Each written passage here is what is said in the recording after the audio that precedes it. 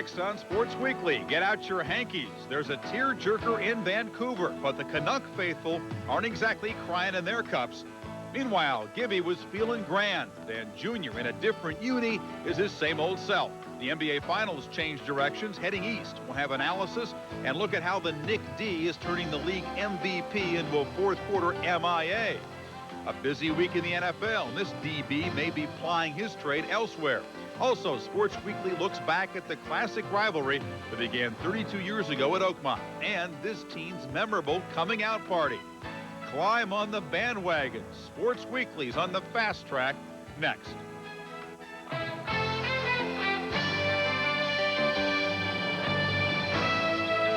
Sports Weekly is presented by Delta Airlines. Good morning, I'm Dick Schaap, and welcome to Sunday Sports Day, June 12th, 1994. 2.5 hours of news, views, reviews, and previews, highlights and sidelights, cheers and jeers. The hockey season is down to its last game, capping a Stanley Cup final series that has showcased the sport at its best.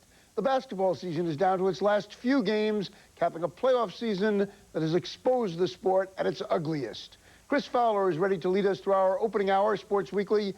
And Chris, do you think hockey has won any fans in the past few weeks and basketball has lost any?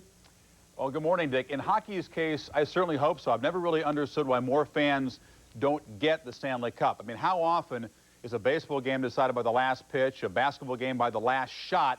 Yet in hockey, Dick, we see it time after time, an overtime game, the entire crowd holding their breath, one goal deciding a game, and in this case now, the Stanley Cup Finals.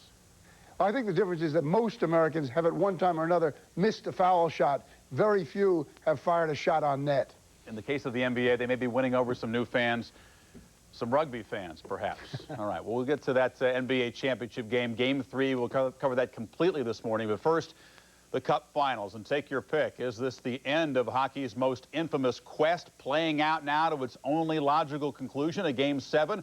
Or is it the most painful collapse in New York sports history and an historic comeback by a true Cinderella team, the 7th seed from the West, Vancouver? They had never won a Cup game in the finals before at home. They came out again punishing Brian Leetch. Bure the hit, and McTavish against Sergio Momesso on the power play. The Canucks are now getting the bounces of the puck the Rangers were getting. Jeff Brown with the one. In the second, Bure the save off his face. Still 1-0. The Rangers looking to score, but Anderson hits the crossbar. He thinks it's a goal. Sorry, Glenn. Sorry, Mike. Check the replay. The crossbar and out. Again, the Rangers not getting the bounces. The Canucks are. Then the goal right there. Courtnall skates in. He beats Richter. Check the replay. The puck does just get over the line. 2-0 Vancouver. Alexei Kovalev finally gets the Rangers on the board. The shot through traffic. That deflects in. 2-1 at the end of 2. Now to the third period. Canucks regain the 2-goal lead. Brown again, the slap shot beating Richter. It's 3-1. Under 2 minutes to go. A sequence that some of us have never seen before. Most hockey fans never seen before. Jeff Courtnall skates in. Was that a goal? He certainly thinks so. They don't blow the whistle. The other way, Messier knocks it into the net for the Rangers. Is it 3-2? Is it 4-1? Again, back to the replay, and clearly from this angle you can see Courtnall's shot inside the net, off the post and the inside of the net. So the Ranger goal is waved off. The curse lives, at least for 3 more days. 4-1 Vancouver. They are 5-0 when facing elimination. So the entire season comes down to Tuesday night in the Garden. It's the first Game 7 in the Cup Finals since '87. Remember, in the last round, the Rangers beat the Devils in a Game 7 OT. The Canucks, though, 8-3 on the road in the playoffs. They've already won a Game 7 on the road in Calgary in double overtime. A lot of confidence in our room right now. We play better on the road. I think we showed that in this series.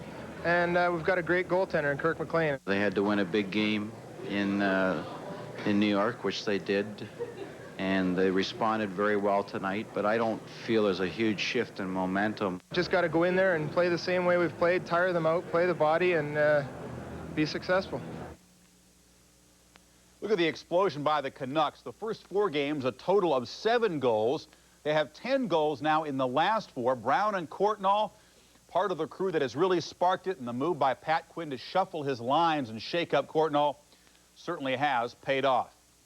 Now, meanwhile, the New York Daily News is reporting that Mike Keenan is set to take the coaching job in Detroit. He has denied that, but stay tuned. That's another developing story as the Stanley Cup Finals play out. Later this morning, a look at that fateful swap with St. Louis, the Peter Nedved deal that may now result in a Canucks Stanley Cup.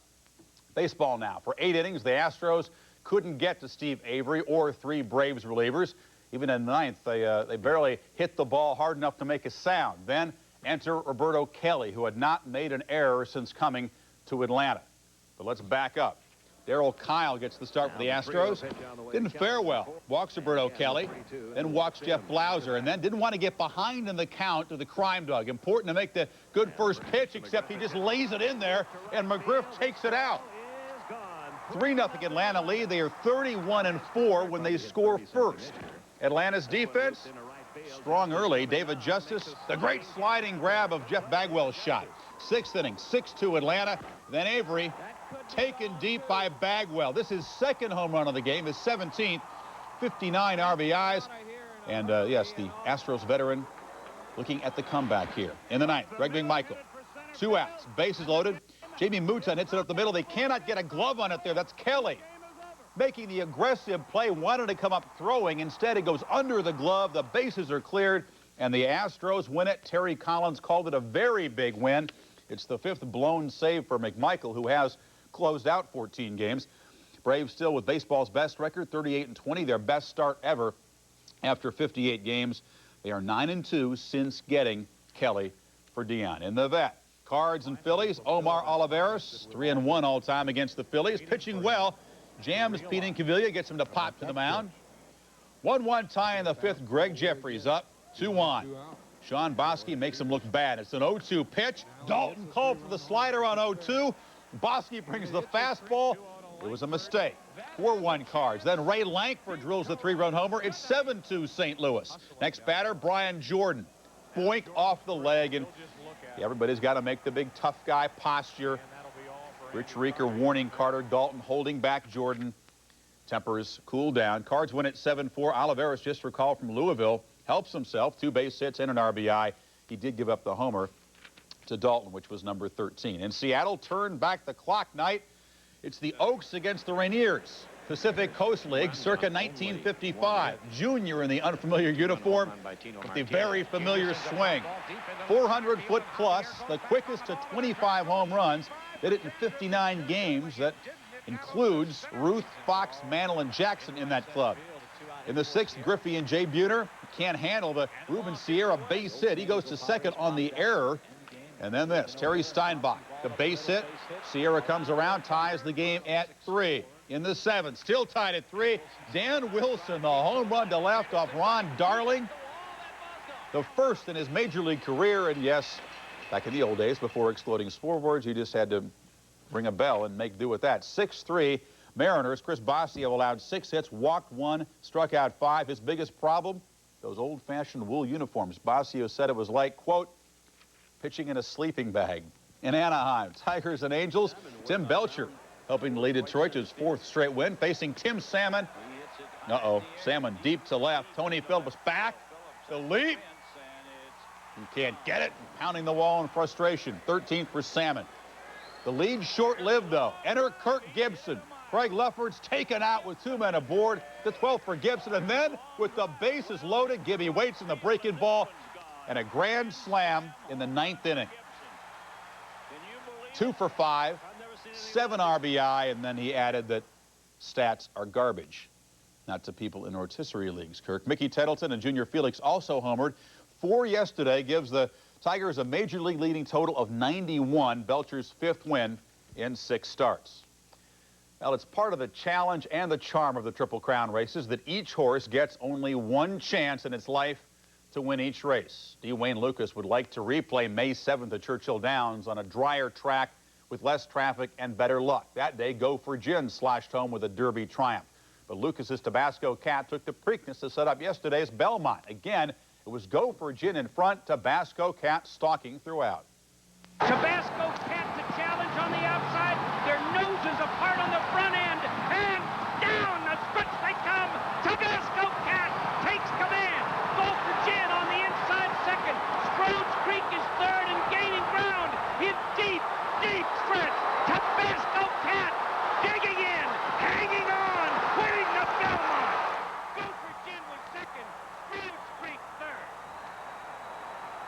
First Belmont for Lucas, the same order of finish as the Preakness. Strode's Creek was spooked by the home stretch crowd. He finished third. Ulysses, whose owner predicted a win, only 47 lengths off the pace. Pat Day, after his second Belmont triumph, said in modest understatement that his job was very easy. I give the bulk of the credit to Mr. Lucas and the fine job that he's done with this colt, and to the colt himself. He's a real fighter and a racehorse, you know, you know, Wayne had him trained to the minute, and he responded when we called on him. You know, when you ride a horse that's got quality and he's well prepared, it makes the rider's job exceptionally easy. College World Series now. Oklahoma was not the best team in the country all season, not the best in the last month. But just like a basketball team peaking for the NCAA tournament, the Sooners caught fire at the perfect time. But then again, so did Georgia Tech, both unbeaten as they played for the championship yesterday. Larry Koshel taking his third team to the CWS, but never capturing the elusive trophy there. Bottom of the fourth, Al Gogolin for Georgia Tech. He pitches, and M.J. Mariani delivers the base hit. Appears that Chip Glass is out at home. They call him safe. That would have an impact. 4-2 Sooners at that point. In the sixth, Chris Meyer is now pitching. Wow. Taking a break from SportsCenter and getting pummeled. Damon Minor, the big three-run shot. 10-4 Oklahoma. The fans could celebrate this one early. Finally, the last out. Sooners get Jason Varitek. They win it 13-5. They score the most runs ever in a championship game. Let's sum up that World Series experience, guys. Pretty much says it all. 16 Sooner hits, a title game record. So are the combined 18 runs. The Sooners' second College World Series title, the other in 51, the first for a Big 8 team since 58. And Koshel gets the elusive title after taking 3 different teams to the College World Series. We are just getting started on the big Sunday feast here. Much more on the finals, Stanley Cup and the NBA. Dan Patrick and Jack Ramsey will break down games 1 and 2. Plus the best of the rest from the ballparks yesterday, and a lot more as we continue on Sports Weekly. In business, there never seems to be enough of it. And the Sports Weekly is presented by Delta Airlines. You'll love the way we fly. The New York Yankees trying to end a June swoon. Only one victory in the month of June coming into yesterday's game. That and our baseball wrap, plus a couple of masterful mound performances. Kevin Tapani on the hill, White Sox and Twins, getting Tim Raines looking and freezing the big hurt in the outside corner. Tapani heading towards his first shutout of the season in the fourth. Then Jeff Rebele doubles down the line. That clears the bases. Twins win it 6-0. Orioles and Red Sox, another excellent pitching performance, this time by Mike Mussina in command and owning the lefties. Scott Cooper, see ya. Damon Berryhill, Mo Vaughn sit down. Mussina 2 singles and a walk through 8 innings, and that was it. Baltimore up 3-zip in the 8th. Mike Devereaux doubles past third. Harold Baines scores. Orioles win 5-2. Now the Yanks and the Blue Jays. 6th inning, Wade Boggs. What June swoon. That puts New York up 7-0. Aaron Small, major league debut for the Jays, and Paul O'Neill welcomes him to the bigs. New York off the schneid a bit. O'Neill stays hot. 9-2 is the final. National League, Marlins and Pirates. Brian Hunter connecting for the blast, even in slow motion. This one out in a hurry. Not much doubt. The upper deck shot. Pirates back within 1 at 4-3. Then they tie the game at 4, and Jay Bell eventually unties the game. Home run number 6. Pittsburgh comes from behind, wins it, going away. The Reds came from 4-1 down to beat the Rockies. Kevin Mitchell sitting out the game. His eye was cut Friday night. He was hit by a flying bottle in a bar scuffle. Check out the rest of Saturday's scores now.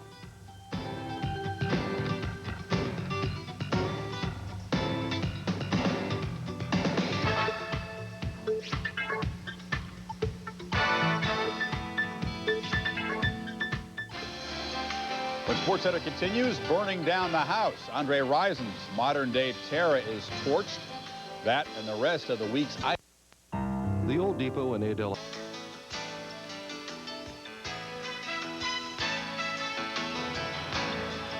Todd Marinovich, after traveling the world surfing and chilling, trying to make a comeback with the Winnipeg Blue Bombers. But yesterday, in the very first drill of the opening day of camp, the former Raider went down with a knee injury that could knock him out for a year. He'll have surgery tomorrow to repair anterior cruciate damage. Marinovich says he is, quote, devastated. Meanwhile, Jennifer Capriati left rehab while rehab counselor John Lucas left his job with the Spurs. Also in the news, various drivers of motor vehicles, Al Unser Jr., Rusty Wallace, Jason Kidd, and Chip Banks. Charlie Steiner reviews a week which began in Paris with choruses of Viva España. It was a Spanish sweep this week at the French Open. Sergi Bruguera won for the second straight year as he defeated fellow countryman Alberto Berasategui in 4 sets.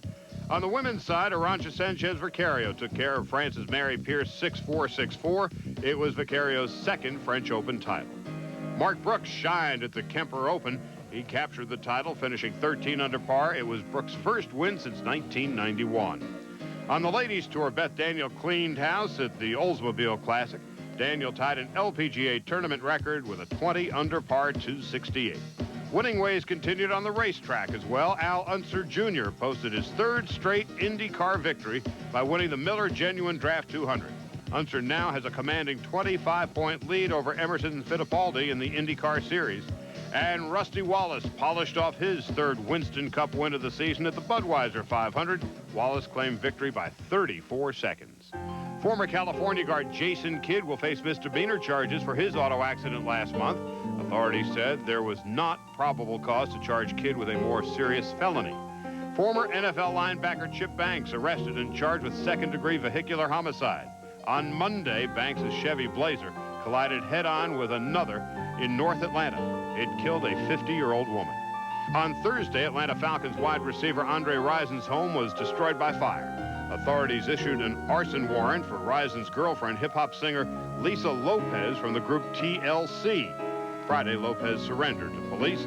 Bond was set at $500,000. Some injury news on the gridiron. Green Bay Packer #1 draft choice Aaron Taylor tore a tendon in his right knee during a workout, and Taylor had surgery Tuesday. He will be out 6 months. On Friday, Jennifer Capriati left a Miami Beach rehab center after 23 days. Capriati had entered the Mount Sinai Medical Center following her May 16th arrest for marijuana possession. Officials declined to say if Capriati had completed her program. After less than 2 seasons as head coach of the San Antonio Spurs, John Lucas resigned. Lucas compiled a record of 55-27 this season, and he led the Spurs to the playoffs in both of his years as head coach. John, wherever you are, I'm mad. I'm real mad at you. Because, you know, I love John. He's been, I think, you know, it's pretty well documented. He's been my biggest supporter, biggest fan, and I think he has helped me come along as a basketball player as much as anybody I've ever been around. The New York-Indiana playoff series got pretty vocal at times, especially between Reggie Miller and Knick fan Spike Lee. After the Knicks eliminated the Pacers, they both shared a somewhat lighter moment on David Letterman's program.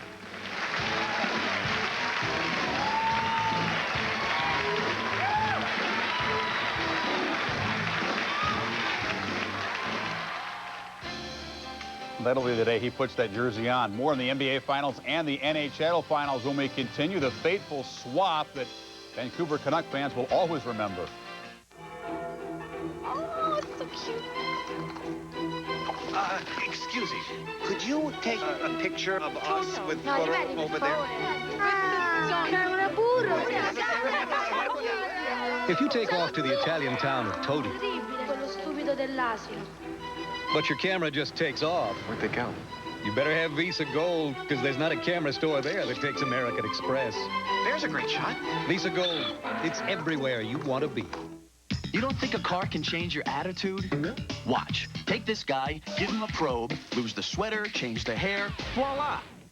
Or her. Give her an Escort GT, lose the glasses, make over city, and bingo. Whoa, this guy needs a Ranger bad. Let's do that grunge thing, and off you go. A lot of work here. Definitely Mustang. Lose the pocket protector. Heck, lose the whole outfit. And throw that man a wave. Ford. Serious attitude adjustment. How many miles must you walk to reach the nationwide championship? Will you travel as far as Rodriguez? Climb as high as Charles? Cross the void with Player? Dig as deep as Trevino? And see as far as Colbert? Keep walking. We all live the quest. That's why we watch the Nationwide Championship on ESPN. Let ESPN show us the way. The Nationwide Championship continues today at 5:30.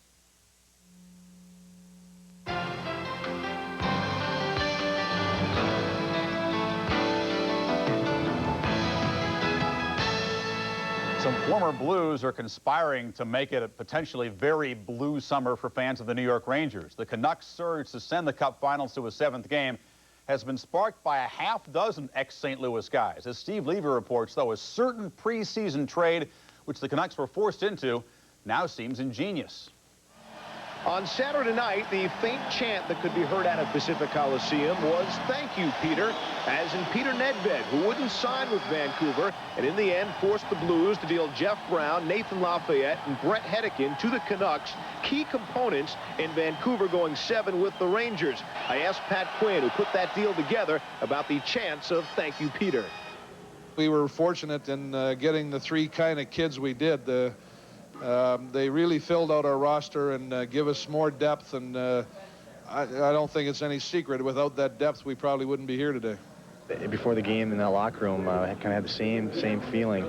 A lot of confidence and just let's take one shift at a time, and we did that in the 5th game in New York, and we just kind of rolled it over one shift after another and played 3 solid periods and ended up winning a game there. And we knew if we could win that game coming back here in Vancouver, it would be a barn burn, and it was tonight. I'm very happy to be a Vancouver Canuck and happy to have an opportunity to win the Cup on Tuesday night. The list of contributing former Blues doesn't stop there. Almost 3 years ago to the day that trade was made, St. Louis and Vancouver hooked up on another deal, acquiring Cliff Ronning, one of the best Canuck forwards in this series, Sergio Momesso, and Jeff Courtnall, who's regained his scoring touch.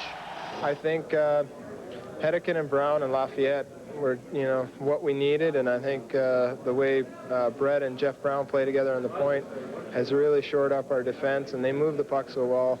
I think they're 2 lopsided trades for the Vancouver Canucks. Obviously, that trade has helped us immensely. Our defensive has gotten a lot more speed with Brett Hedican and Jeff Brown, and Jeff Brown with his shot. The last couple of games, he's been using it more, and they're getting through. So, and Nathan Lafayette is just a hard-nosed type centerman, and they filled in the gaps that we needed to get better. We all chuckled just a little bit when the Vancouver fans had a derogatory Oilers chant to the current Rangers, who are former Oilers. You wonder if on Tuesday night for Game 7, the witty Madison Square Garden fans will come back with a derogatory Blues chant, or will they have more pressing things on their mind? Covering the Stanley Cup Finals, I'm Steve Levy. Now back to the studio. They will have a lot on their mind. It'll be a little bit tight in the Garden. All the drama of the Stanley Cup Finals 7th game. The quest for the Cup sets the stage at 7:30 Eastern. John Saunders and company face off at 8. Will the curse be banished, or are the Rangers hexed? That is this week's face-off.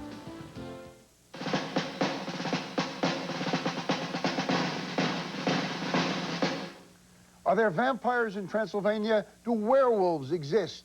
Is there really such a thing as a curse in sports? The curse of Babe Ruth. The curse of 1940. Will the Rangers never win a Stanley Cup? Will Houston never be home to a champion? That's the subject of our face-off today between Bob Ryan of the Boston Globe and Bill Conlon of the Philadelphia Daily News. And Conlon leads off. Their Wolf, their castle. Ryan, there is a divinity that shapes these trends. Now, you're from Boston, a town where the Red Sox haven't won since Hitler was a corporal. And I can't believe you didn't walk through Broadway this morning and see a marquee with a ghostly image, No, No, Nanette, by Harry Frazee, where the ghost, the Babe Ruth curse began. Listen, when Bill Buckner was standing there, immobile, waiting for that ball off the bat of Mookie Wilson, oh, yeah, I'm sure he's thinking, oh, Pesky held the ball. Oh, Mike Torres threw a changeup to Bucky Dent and the wind was blowing out. I don't want to be part of the Red Sox history. No, he was trying to catch the baseball. Come on, they don't win because they're not good enough. It was ectoplasmically induced. Now, take Shap here. Shap's so old that he dreams in silent movie captions, okay? He can't remember the Rangers winning that Stanley Cup in 1940. We have the Buffalo Bills. We have the Chicago Cubs. All these teams are cursed. I'm sure that Richter goes in the nets thinking, oh, I have to do what the Gumper never did. Please, you know why this is a big deal? It's a big deal because it's Boston, the home of the most narcissistic fans and media in America, and New York, the home of the second most narcissistic fans and media in America. If it were anywhere else, it wouldn't be such a big deal. Now, I don't have any proof on this, but I think somehow Bill Clinton refusing to go to the draft is how the Bills got started on their bad roll. If you believe in all these curses, Bill, Would the Rangers be wise to wear garlic Tuesday night? Wolfsbane is my preference, or Scotch on the rocks. Yeah, I got the advice for them is to tell their coach to stay at home and let the players play to win the game. Thank you, Bob. Thank you, Bill. And thank you, Bella Lugosi. Michael Wilbon of the Washington Post will join Ryan and Colin on the Sports Reporters, which is coming up on the hour. They'll talk about the strike that could shatter the baseball season, and they'll talk about dirty tricks by the media. Bill Conlon on fire. Next, our team of the NBA Finals. That's Dan Patrick on the right, Jack Ramsey on the left. They will dissect the Knicks' plan for swarming Akeem.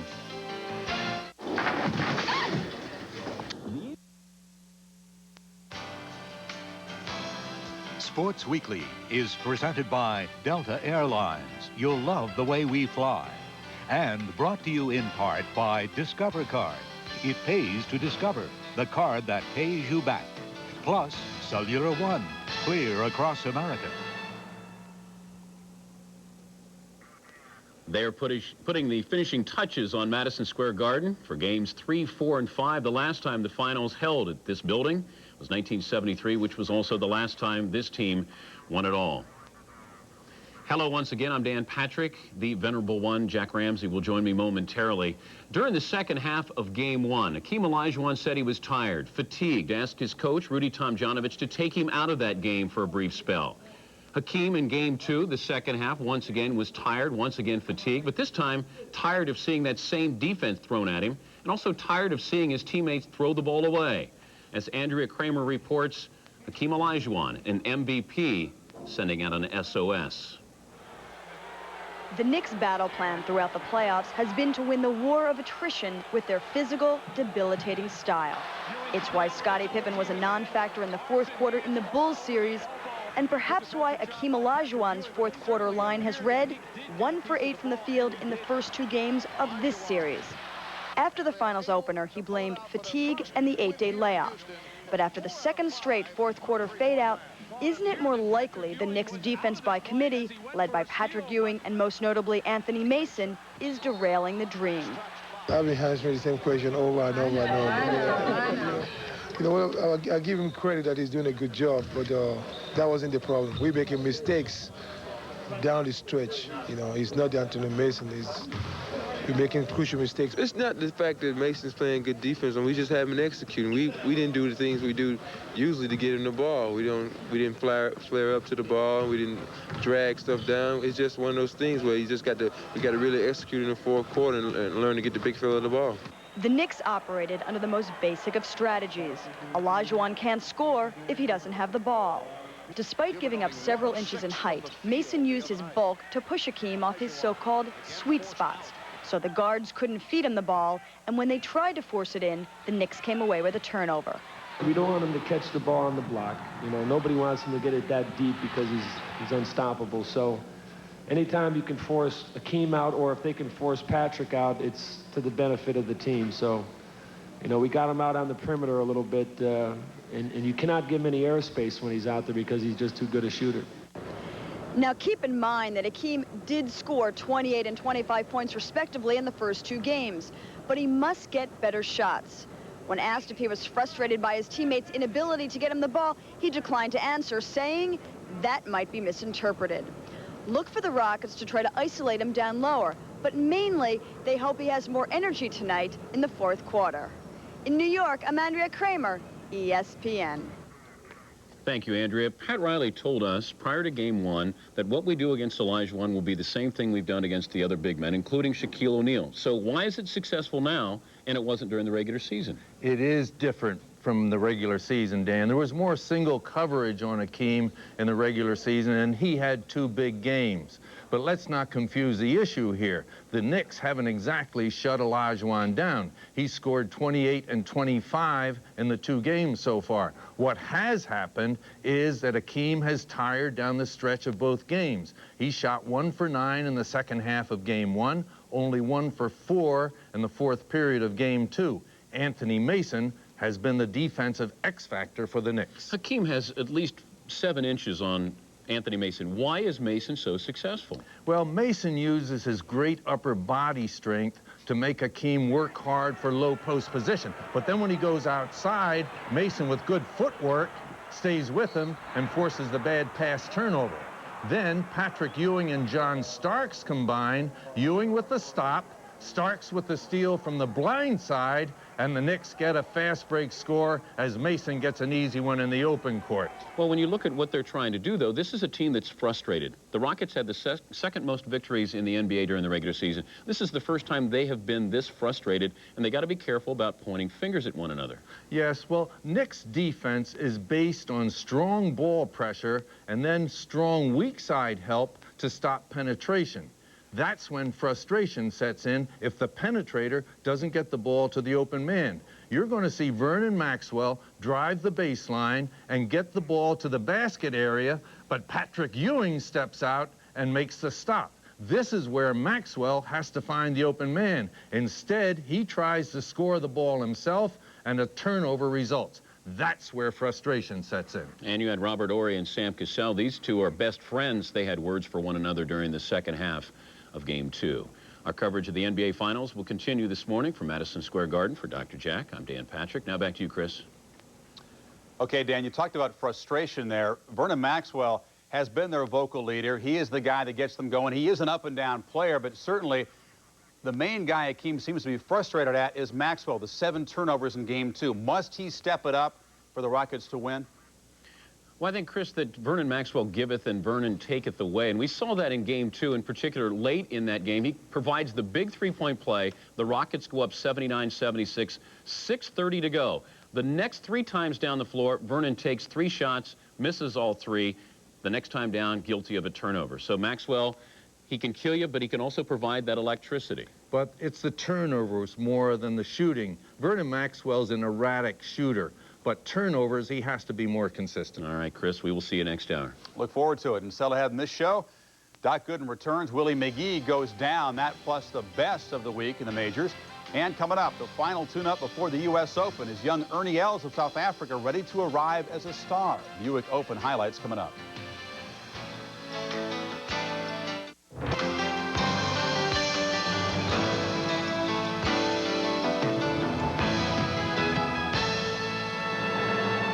Soccer was invented in the 3rd century, and the World Cup has never before been in America. ESPN's extensive coverage begins Friday, 41 games in all.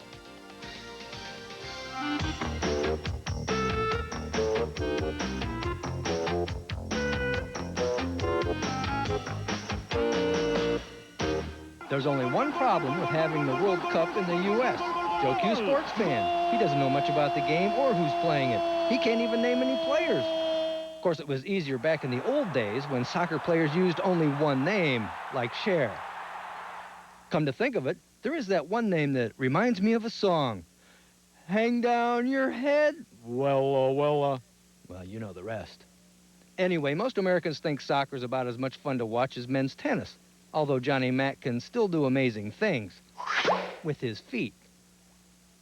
Making soccer popular in the U.S. is just a matter of recruiting the right faces. They cheered when Mrs. Doubtfire kicked the ball around, didn't they? Of course, that was just a movie. What they need is some of our big star athletes who might be ready to try something new. How about it, Mike?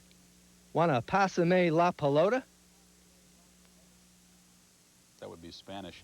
Final tune-up for the U.S. Open, the Buick Open. Ernie Els, the young South African at 12, the long putt for birdie. Wonderful. Didn't put him at 10 under, just misses, got the par finished at 10 under behind Lee Jansen. Joe Ozaki on number 14, 165 yards away. These guys are not taking this thing over the tree.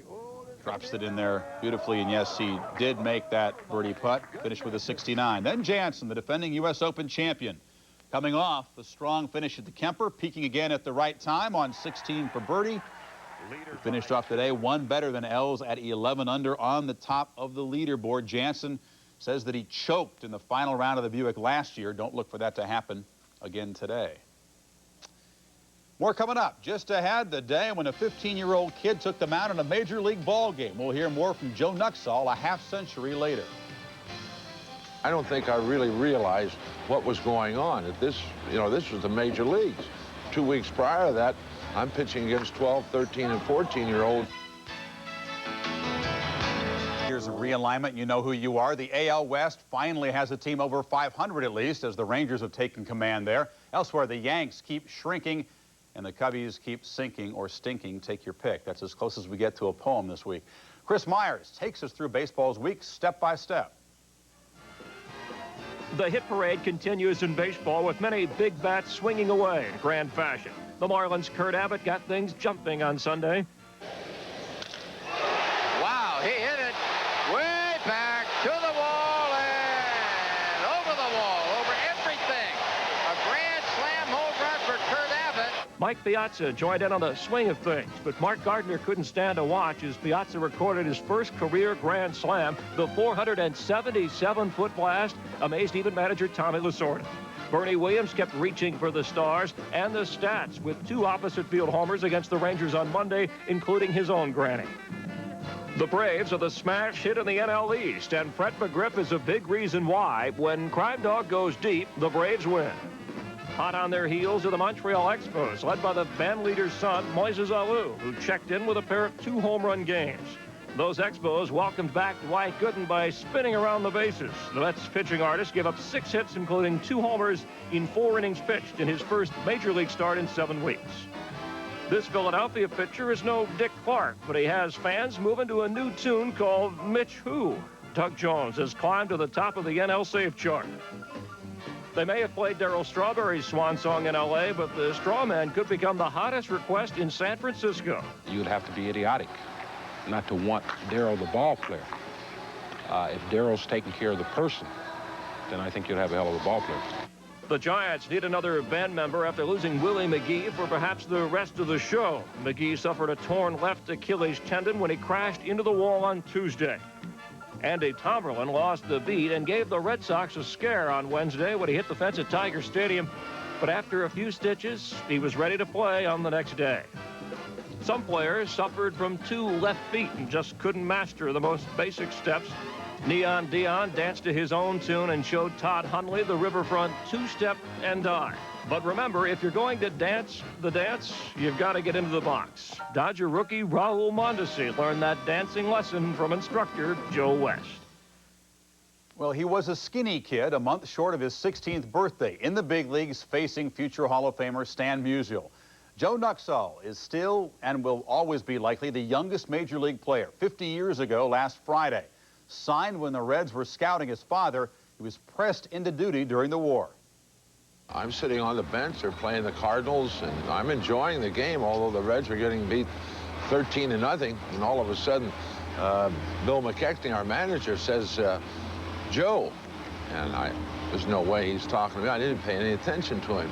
So the next one came a little louder, Joe. And I turned and looked, and he says, yeah, you, go warm up. And all of a sudden, this wasn't quite as interesting as it had been. When Mr. McKechnie told me to go warm up, there were 3 steps out of the dugout. And I was so excited about having to do this, or scared, that I forgot to count to 3, and I tripped over the step and just fell, I mean, flat on my face. And, you know, I think there were 3,500 people in Crosley Field, and now I have to get up and dust myself off. The first batter up grounded out to short on a 3-2 pitch. The second batter was walked. The third batter, I'm 0-2 on him, and he popped up to shortstop. So I got two outs and a man on first. And the fourth batter, I'm 0-2 on him. And then I walk him. And then I think that's when I realized exactly where I was at. I'm going back on, I don't think I really realized what was going on. This was the major leagues. 2 weeks prior to that, I'm pitching against 12, 13, and 14-year-olds at Wilson Junior High. And now I look up there and I see number 6, Stan Musial. And I think that'll straighten you out real quick. He had as we say in the game, a frozen rope to right field for a base hit. And I lasted, I think, about 2 more hitters after that. And Mr. McKechnie came out and was very kind to me. He said, I think you've had enough. The 15-year-old's line that day, 2/3 of an inning, 2 hits, 5 walks, and a 67.5 ERA. That was his last big league inning for 8 years, but he finished his 15-year career with 135 wins. He's been the voice of Cincinnati Reds baseball for the last 28 years. Still ahead, a treat for fans of Jack Nicklaus and Arnold Palmer on the eve of another U.S. Open at the birthplace of their rivalry. Plus, We're talking football next. You can't tell which player is on which NFL team without a scorecard. The latest moves, including the Lions plugging AC into their receiving corps, coming up. Our business is a business of passion. Our customers feel like our sales associates really care for them. Our people fix problems and they make dreams come true, and that's really what we're all about. If you want to create a caring environment for the customer, you have to start by caring for your associates. Over 500 of my associates carry the American Express corporate card, and frankly, it's a very important tool. The American Express corporate card. Authors people don't leave Home Depot without it. Hi, I'm Erica Seelinger. Chris Columbia. Lisa Mickelson. Rob Edwards with MCI. We're all here today, along with other MCI employees, to bring you the biggest announcement in our history. Join and save 40% on every call to every MCI customer you choose. 40% to your friends. 40% to your family. Double the original friends and family savings. 40% that goes on and on. Forever. Keep watching. It gets even better. There's lots more good news about friends and family, too. The next generation of savings from MCI.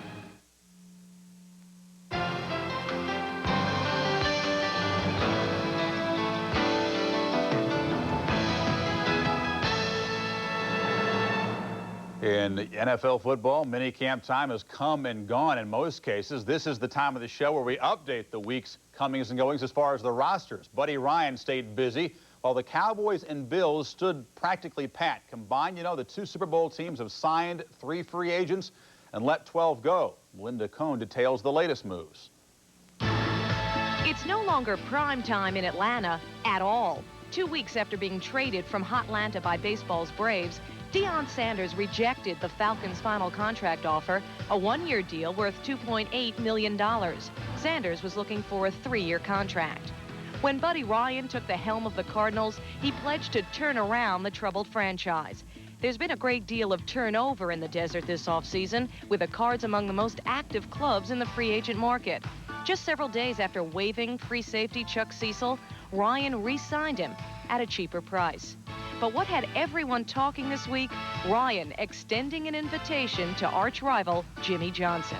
I enjoyed competing against Jimmy, and he and I had our barbs back and forth, but I'm thinking about inviting him out here as a guest defensive coach for a few days during our mini camp. Of the 7 new Cardinals signed this offseason, 5 are former Eagles from Buddy's days in Philadelphia. And of that group, Jim McMahon shuffled with Ryan and the Bears in Super Bowl 20. And speaking of the Bears, the last 2 starters from Ryan's Super Bowl defense left Chicago this week. Richard Dent, the Bears' career sack leader with 112, now a 49er. He signed a 2-year, $3 million deal in San Francisco. Tackle Steve McMichael, who played in a Bears record 119 straight games, he's headed to Green Bay. He will join Reggie White and Sean Jones in Fritz Shermer's new 4-3 alignment.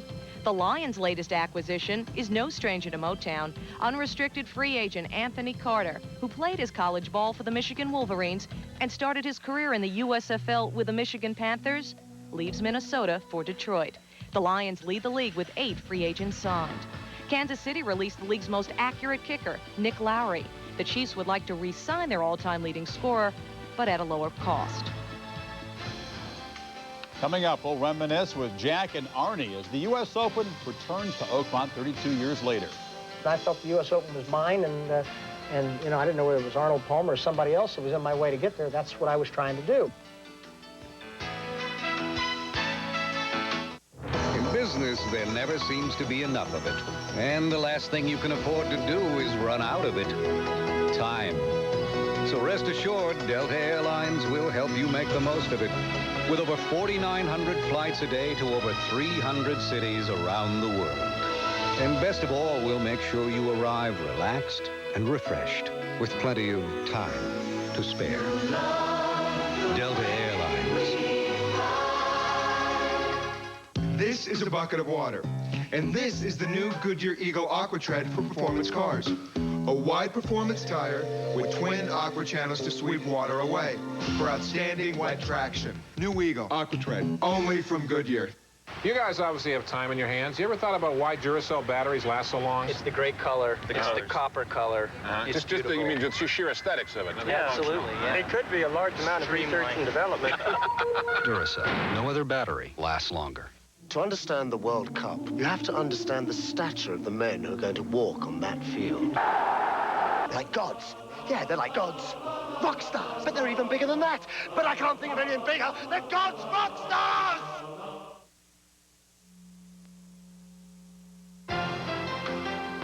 Sports Weekly is presented by Delta Airlines. You'll love the way we fly. We're on SportsCenter. The New York Knicks style. Does it cross the boundaries of fair play? Will tomorrow be the day Mike Tyson leaves prison a free man? And one man's dedication to the horse who almost killed him. You like Tabasco, Cat? Yes, nice horse. He ran it very well in both some of the Santa Anita races, the California races. That plus Dr. Jack on Game 3 of the NBA Finals, and Peter Gammons on the surprise save leader in the National League. Reminder that the latest in that Emmy machine that is Outside the Lines, Our Violent Games, a comprehensive look at violence in sports, Monday, June 20th, 7:30 Eastern. Now, for experienced golf fans, the mere mention of this year's U.S. Open site evokes clear and powerful memories. Oakmont has always been a proving ground for champions, and it will always be known as the birthplace of golf's greatest rivalry. 32 years ago, when Arnold Palmer was the undisputed king, and Jack Nicklaus, a chunky newcomer looking for his first major. Jimmy Roberts relives those historic rounds. They came to Oakmont by the thousands that spring, to the storied course bisected by the Pennsylvania Turnpike with its signature church pew bunkers. Jones and Sarrazin, Snead and Hogan had all triumphed here, but this time the Western Pennsylvania crowds amassed to watch one of their own. It was tremendous. I knew everyone there, whatever. If there were 20,000 people, I knew all of them, or pretty well, most all of them, because that's where I was raised. That's where I played my golf as a youngster. Going into the Open, Arnold Palmer truly was the king. It was only June, but already he had won 6 times that year, including the Masters. He was thinking of not only winning the Open, but the entire Grand Slam. In retrospect, the whole thing is easy to see. But back 32 years ago, how could any of those watching and cheering Palmer here at Oakmont, a scant 30 minutes away from his home in Latrobe, had any idea of the significance of just what it was that they were witnessing? In fact, it was a turning point in American sports history.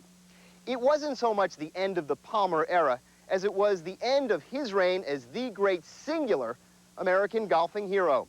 In fact, when the Open was closed in '62, there was now another great American golfing folk hero, a big, strong, strapping 22-year-old bear of a man who all week long Palmer himself had referred to as that big, strong dude. Nicklaus was big and strong and beefy. At Oakmont that year, he was also unpopular. It didn't matter that twice before he had almost won the Open as an amateur, that just a week earlier he had finished second. Pittsburgh was Palmer country, home base for Arnie's Army. I think it's safe to say that Nicklaus wasn't an entirely popular figure back then? I don't think he was, no, not really. I don't think anybody knew him. Coming here, I felt like, this was my tournament.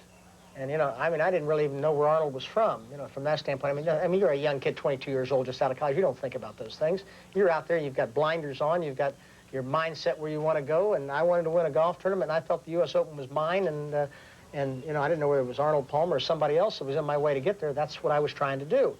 And so they set out, the once and future kings, as fate would have it, together. Remember starting off the tournament, I started off the tournament playing with Arnold in the first 2 rounds, and started off 3-3-3. Mm-hmm. As a fairly decent start to your first U.S. Open as a professional. Back then, the final 36 holes were played on Saturday. And as the day began, Palmer was tied with Bob Rosberg for the lead. Nicklaus was 3 strokes back. 18 holes later, as they broke for lunch, Nicklaus had crept 1 shot closer. Then in the afternoon round came the turning point. I think the 9th hole was one of the key holes that cost me the possibility of really winning rather comfortably. Just 10 holes from the finish, Palmer had a 2-stroke lead, 4 over Nicklaus, as he stepped to the par 5 ninth. I was about 15 feet from the hole in 2 and made 6 on that hole. That was a very self-defeating situation for me because it looked like I was sure to make 4 and get even a better lead than I had at the time. It would have been the margin of victory. Instead, Palmer and Nicklaus ended up in an 18-hole Sunday playoff. In the end, Palmer had the same problem he had battled all week long. He sure played good enough from tee to green to win. His putting was a little bit erratic, you might say. It was the first of Nicklaus's 18 majors as a professional, and for Palmer, by his own admission, perhaps the most important one that got away. At Oakmont, I'm Jimmy Roberts, ESPN. Before we go, a couple of notes. This just in, I like saying that, the tune-up for Wimbledon to the Stella Artois lawn. Todd Martin defeats Pete Sampras, the top seed. We'll see you back here in a half hour for SportsCenter. Much more in the Knicks Rockets and Mike Sutton's sentence reduction hearing. Plus, all the highlights for Dick Schaap and the sports reporters are next.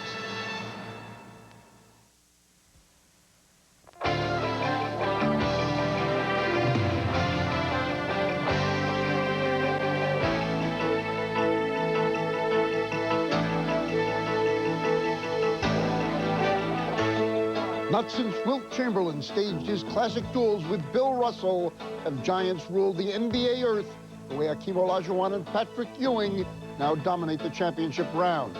Hakeem is in his 10th season, Ewing is 9th, and each is bidding for his first NBA title, far behind Mark Messier, who is still 1 victory shy of his 6th Stanley Cup championship. How do you stop Ken Griffey Jr. from hitting home runs? Easy. Throw him a strike. A player's strike. The Sports Reporters with Dick Chapman. Good morning again. I'm Dick Chapman. Welcome to the latest edition of the Sports Reporters. We'll be discussing those subjects and more with Bob Ryan of the Boston Globe, who hates to see the hockey season end, Michael Wilbon of the Washington Post, who hates to see the basketball season end, and Bill Conlon of the Philadelphia Daily News, who hates to see the baseball season end early. Gentlemen, 40 years have passed since an NBA championship series in which neither team scored 100 points in any game. That record is clearly in jeopardy. Are we witnessing tremendous defense or horrendous offense, Bob Ryan? Well, we're certainly witnessing defense that was unimaginable even 10 years ago. The emphasis is on defense, but we're also witnessing great timidity on offense on the part of the coaches. We're just missing great players on the part of offense. I mean, the early retirements of specifically Magic and Michael Jordan means they are not the kinds of offensive players that we got used to in the 80s. Bill Conlon. I don't think it's offense. I think it's hand-to-hand combat. And to counteract the hand-to-hand combat, I think we ought to send the guy off for 30 seconds and make any goal scored while he's off count 3 points for the other team. Let's get some hockey into this But there's sport. no question that we're in an ice age. I call it the second basketball ice age. In the Eastern Conference playoffs, there were 35 games, only 2 of which both teams scored 100. And the scores were 103, 101, and 104, 102. I mean, people say, well, what's the big deal, you know, with the number? Well, it's a symbol. It's not the number. It's what it reflects. And it does reflect defense. There's no question. But nobody's pushing the ball up. There's no fast break teams in the entire Eastern Conference. Not one. I remember being a young pup sitting at the press table, and Bob Ryan was talking about too much scoring. That wasn't me. That's I can't work with you. Different Bob Ryan? Well, if it wasn't Bob, everybody else in the universe was talking for years and years how there was no defense played in the NBA. That's all we'd hear. No defense played, run and gun league, scoring, there's no premium on defense. Now, wait a minute. You mean to tell me all of a sudden now that because you have a defensive game, the flexibility in this game shouldn't be rewarded? Bob and Michael, nobody loves good basketball defense better than I do. But what they're playing now is not defense. They're borrowing from some other sport. I mean, they're taking the body in a way that 20 years ago it would have been an ejection foul. You can't see a goal scored a field goal scored without at least 2 bodies hitting the floor. What about the job that Anthony Mason is doing on Olajuwon? He's doing a tremendous, legitimate job. I mean, it's no different than, say, and it's a pretty good physical comparison, than what Willis Reed would do with Kareem in his prime. He's stronger. He's physically stronger. He's smart. He keeps him from getting the spot that Olajuwon wants. There's no doubt about that. I mean, that's... Has that taken some of the attention away from the man-to-man confrontation between Hakeem and Patrick? It's taken a little bit away because there's not as much confrontation because the Knicks are running Oakley, Mason, Charles Smith. I mean, they guarded him with 4 people. But I think part of the reason you have to see this hand-to-hand combat is because teams, the players decided to go to the rack. The whole game became go to the rack aggressively, and the only way you can hold your position is to literally body and chest up, and that's what you're seeing. And, Michael, an amazing thing to me is that Olajuwon is tired. He's weary. I couldn't imagine that Houston was going to let this style intimidate what I consider their superior ability to play offense. But, boy, I mean, this guy is sucking air halfway through the first quarter every night. 46 minutes the other night in Game 2, which is not possible to win. The Knicks, I think, are going to win because I think they're going to wear them down. Whether it takes 7 in an overtime, as I honestly think it might, or whether it takes 5, I think they're going to wear them down. But I just say this. The Knicks they're the best conditioned team. They're geared to this. Riley has built up to this for 3 years. But they're still asking the human body to do too much. The old ratio of base, I'm going to throw out a number. I think the old ratio of the best teams was 70% offense, 30% defense, energy expenditure. Chuck Daly reversed that, and I think Riley's going for like a 90-10. How much energy can be left over to play the crowd-pleasing aspect of the game, which is offense,